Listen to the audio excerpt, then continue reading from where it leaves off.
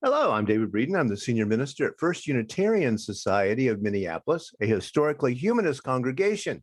This is Coffee and Wisdom, and the first of our summer wisdom, in which we will be here on Tuesdays and Thursdays. This week, I want to look a little bit at mystery and the inner sanctum.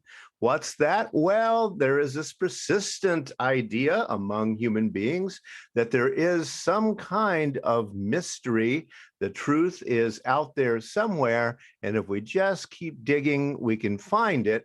Although a contemporary guru will say truth is not hidden, you're hiding from it. Well, I don't know which of those two is true, but or maybe both, who knows? But there's been a lot of search for hidden things over time within a spiritual religious realm. You can get out your crystal ball and talk to the crystal ball people who can tell you something.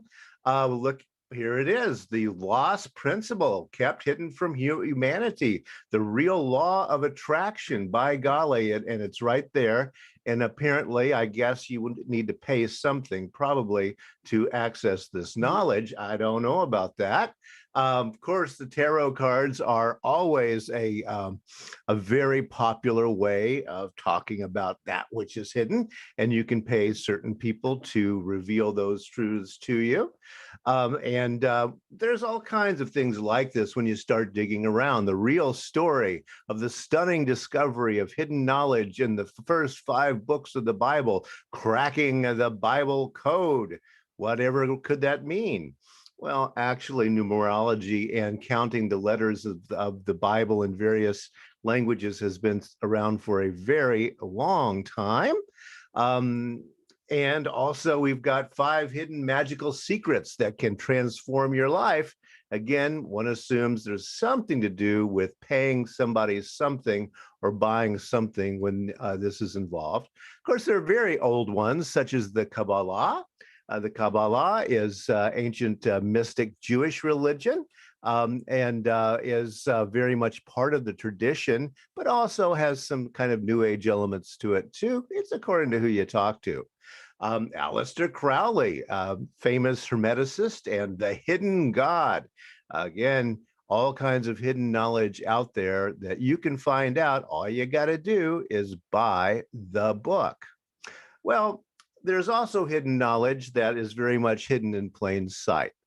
This is from a late 19th century painting, John Collier's The Priestess of Delphi.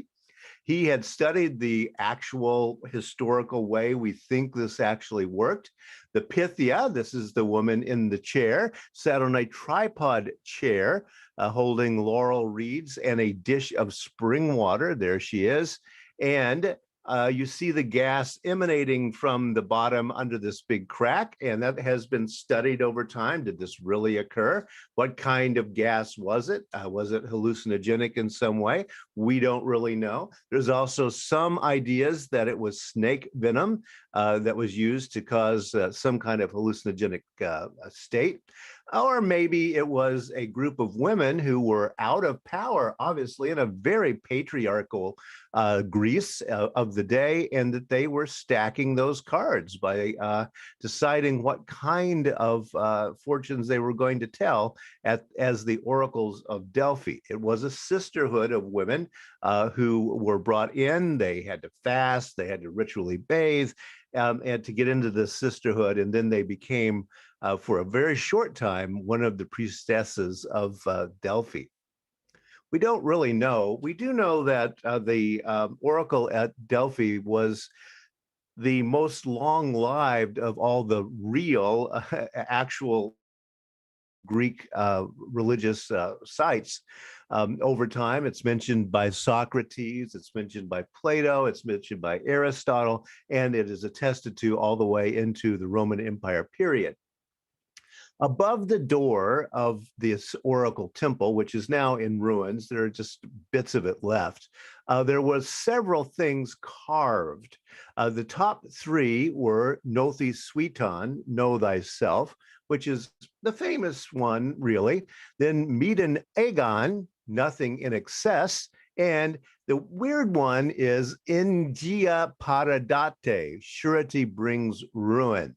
So these were the ancient wisdoms that sayings that the Delphi oracle was trying to communicate to us. So know thyself, that makes some sense in a Western European kind of idea of the self being important to explore. This nothing in excess, mean, of course, becomes the word medium in English. So this middle way, the golden mean, temperance in all things. But how surety brings ruin is still kind of a little bit vague, because the words could mean something about contracting. It could be something about promising others something. We really don't know. But know thyself was definitely there, and that nothing in excess. So these become central in many ways within the Western tradition of people going to the oracle and learning something. Now, part of the idea here is that we don't know if was it the actual oracle saying something, and then people say, "Oh, aha, that must be it." Or some interpreters think, and it could have changed over time because this was an institution that lasted for a couple of thousand years. It could be that there was an interpreter who stood outside the door of the inner sanctum and listened to the oracle and then interpreted what she was saying. We really don't know. Was she really under the influence of hallucinogenic drugs? We don't know. But certainly this becomes a very, very important part of Greek culture. And even the great philosophers who were skeptical in most things did go to consult this oracle.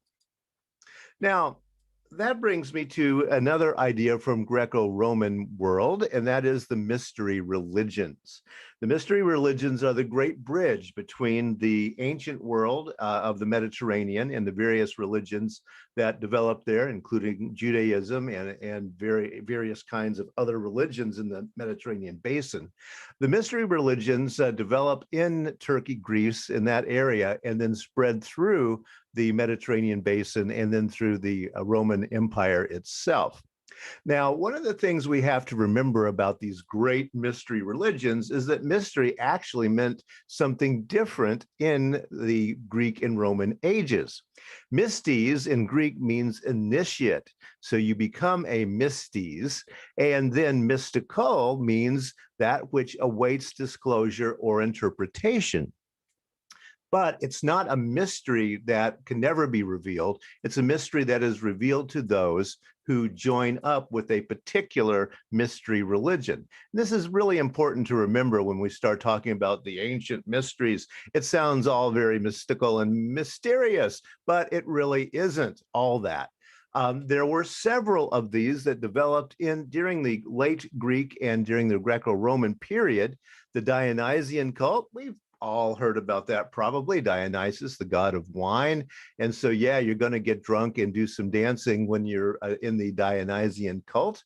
Mithridates, a later god who becomes this part of the Roman army that spreads through, and we even see temples to Mithras in England itself. So it was quite widespread at one time. The Cybele cult, the Magna Mater, the big mother of them all, Cybele. The Sabazios cult, the Isis cult, another female fertility god, the Cagliari cult, and then the Eleusinian mysteries. And this is the most well-known of these. All of them had very similar kinds of patterns to them. They were mystery religions. You went into them to find out something hidden, and then that hidden thing was revealed to those who stuck with it and went up the degrees of the mystery religion. That's part of the idea here. But they all do follow a pattern, which we know fairly well, actually.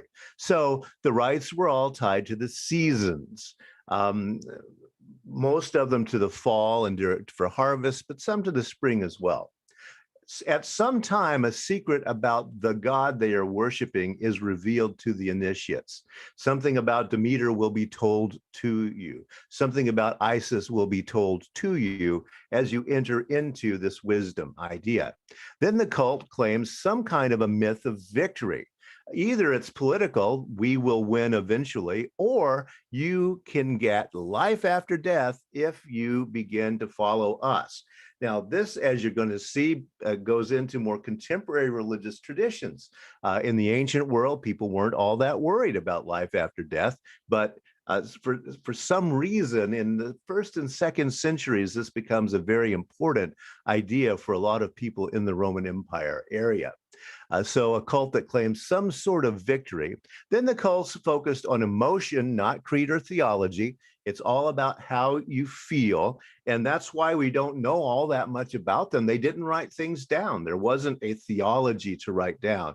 And then the cults aimed at some kind of mystical experience, as we would call it in contemporary mystery. That would be some sort of epiphany or realization. And that is the final stage of the great mystery religions. The Eleusinian mysteries are named after where they come from, and they're the best documented of all of the mystery religions. They ran for over 2,000 years. The Eleusinian mysteries were closed down by the Christians in the 300s of the Common Era after the Christians took over the Roman Empire. The entry requirements were pretty simple. You could not have created murder, and you had to speak Greek. So most of us could get into at least one of those two. And it also was a harvest festival. It was worshiping the goddess Demeter. You see her here in this 19th century painting. Demeter is the mother of Persephone, and Persephone was taken down by Hades into Hades and to live. He fell in love with her and kidnapped her. Demeter felt so bad about her daughter being kidnapped. She cried and cried, and she was the goddess of grain. And as long as she was sad, no grain would grow. So that's why we have winter, according to Greek mythology. When she meets up with her daughter once a year, because Zeus finally said, this has to stop. She has to let the grain grow. So in the spring, she does meet up with her. And this is the great scene we see here of Persephone reaching out her arms to mom as they are reunited. And this would be the springtime. But it was mostly a harvest festival so that we would celebrate Demeter, who was the goddess of wheat. And here we see one of the pieces from this area that's still in existence, and we see the wheat there on the side of the stone. There's an extant hymn to her that starts out, I begin to sing of Demeter, the holy goddess with the beautiful hair. And I bet that looks a lot like golden wheat, right? Part of the Eleusinian mysteries that we know about is the drinking of kykion, which was a mixed drink, usually of wine, barley, and goat cheese. Yum, some kind of a smoothie, I guess, I don't know. But the argument is that probably it contained a fungus that did have psychedelic alkaloids in it. These alkaloids have actually been found in some of the wheat that has been discovered in the temple site. So this could be where people were getting the grand hallucinogenic psychedelic revelations of the gods from there. We really don't know, but it was a drink of the peasant class that then was used in certain kinds of religious festivals of the time. And apparently then at the very end of the festival, some initiates went to the highest level, in which they were shown some kind of sacred objects. This is part again of mystery religions in general. We know this from several different religious sources, which we'll talk about on Thursday. Aristotle did know about the Eleusinian mysteries, and he said that the initiation did not teach a Mathian tea, but rather conveyed an experience, a Pathian tea. Mathian, yes, something about teaching, something about knowledge learned. It's not about knowledge, it's about Pathian. It's about where we get. It's about experience. And so it was an ecstatic experience that was revealed in this mystery religion. Well, the common features of the mystery cults lead directly into what we call Christian Gnosticism today. You probably, if you were looking at that list, thought, wait a minute. Rites are tied to the seasons. Oh, so are Christian rites. A secret about the God is revealed to initiates. Oh, yeah, Jesus is the Son of God. The cult claimed a myth of victory, either political or life after death. Oh, Jesus is coming back and I get to live forever. Wow. The cults focused on emotion, not creed or theology. The early Gnostics did that, although the later Roman Catholic tradition begins to put creed and theology into these belief systems. And then the cults aimed at a mystical experience, what in Roman Catholicism begins to be called an epiphany. You realize something that can only be realized on an emotional level.